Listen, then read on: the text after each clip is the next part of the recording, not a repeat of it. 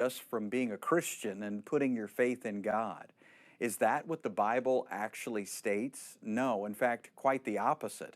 We discover in the New Testament that the Apostle Paul has learned the secret of contentment in all of his circumstances, whether he has little or plenty, whether he's hungry or filled, whether he's in need or not. He knows that Jesus Christ himself is his secret to contentment. And that's the truth of the gospel.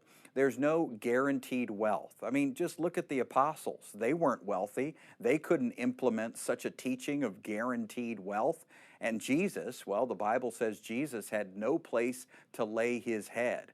These were traveling messengers of the gospel, Jesus and the apostles. And certainly, if there were someone who could implement such an outlandish idea of naming it and claiming it, gabbing it and grabbing it, and somehow being rich along the way, well, then it would have been them. And they didn't do it. And that wasn't the message that they proclaimed to other people. What about health? Well, we see in the New Testament that Paul was sick. He thanked the early church for taking care of him.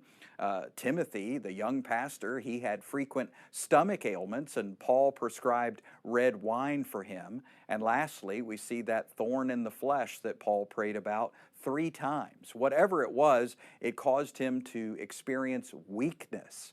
But Jesus told him, when you're weak, well, that's when you're strong in me. And he said, my power is made perfect in your weakness. And he said, my grace is sufficient for you.